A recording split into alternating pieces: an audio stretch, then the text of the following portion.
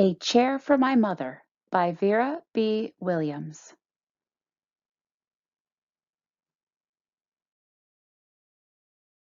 My mother works as a waitress in the Blue Tile Diner.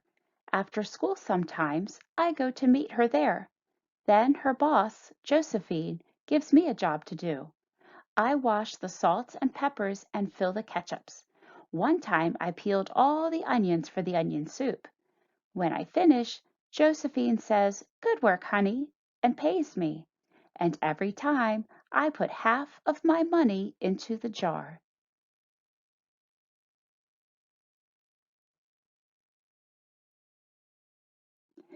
It takes a long time to fill a jar this big. Every day when my mother comes home from work, I take down the jar. My mama empties all her change from tips out of her purse for me to count. Then we push all of the coins into the jar. Sometimes my mama is laughing when she comes home from work. Sometimes she's so tired she falls asleep while I count the money out into piles. Some days she has lots of tips. Some days she has only a little. Then she looks worried, but each evening every single shiny coin goes into the jar.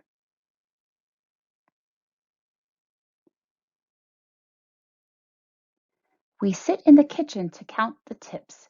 Usually Grandma sits with us too. While we count, she likes to hum. Often she has money in her old leather wallet for us. Whenever she gets a good bargain on tomatoes or bananas or something she buys, she puts by the savings and they go into the jar.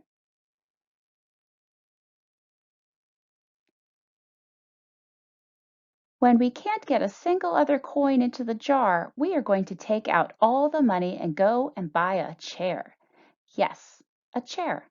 A wonderful, beautiful, fat, soft armchair. We will get one covered in velvet with roses all over it. We are going to get the best chair in the whole world. That is because our old chairs burned up. There was a big fire in our other house. All our chairs burned. So did our sofa, and so did everything else. That wasn't such a long time ago.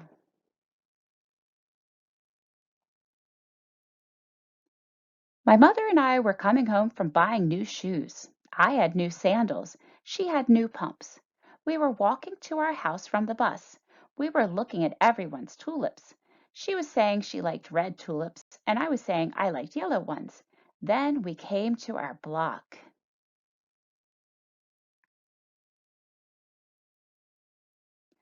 Right outside our house stood two big fire engines. I could see lots of smoke. Tall orange flames came out of the roof. All the neighbors stood in a bunch across the street. Mama grabbed my hand and we ran. My Uncle Sandy saw us and ran to us. Mama yelled, "Where's Mother?" I yelled, "Where's my grandma?" My Aunt Ida waved and shouted, "She's here, she's here, she's okay, don't worry." Grandma was all right. Our cat was safe too, though it took a while to find her. But everything else in our whole new house was spoiled.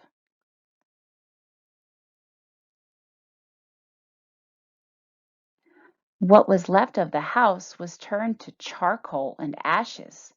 We went to stay with my mother's sister, Aunt Ida, and Uncle Sandy. Then we were able to move into the apartment downstairs. We painted the walls yellow. The floors were all shiny, but the rooms were very empty.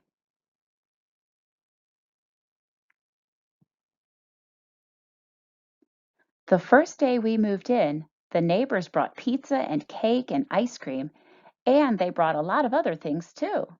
The family across the street brought a table and three kitchen chairs. The very old man next door gave us a bed from when his children were little. My other grandpa brought us his beautiful rug.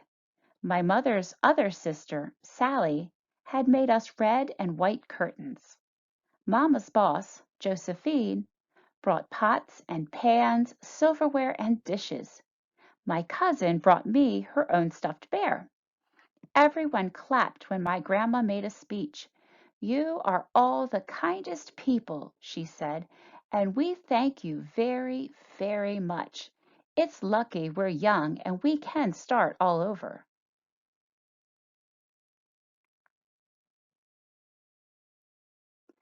That was last year, but we still have no sofa and no big chairs. When Mama comes home, her feet hurt. There's no good place for me to take a load off my feet, she says. When Grandma wants to sit back and hum and cut up potatoes, she has to get as comfortable as she can on a hard kitchen chair.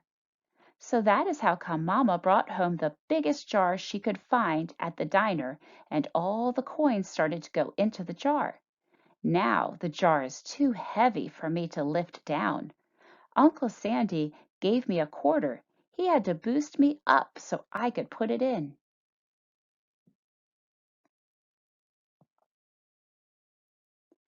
After supper, Mama and Grandma and I stood in front of the jar.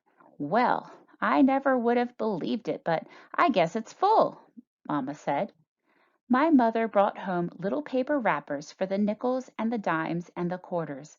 I counted them all out and wrapped them all up. On my Mother's Day off, we took all the coins to the bank. The bank exchanged them for four $10 bills. Then we took the bus downtown to shop for our chair.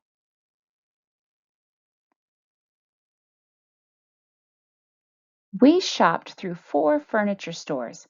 We tried out big chairs and smaller ones, high chairs and low chairs, soft chairs and harder ones.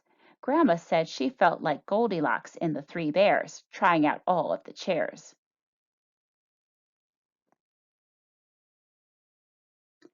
Finally, we found the chair we were all dreaming of, and the money in the jar was enough to pay for it. We called Aunt Ida and Uncle Sandy. They came right down in their pickup truck to drive the chair home for us. They knew we couldn't wait for it to be delivered.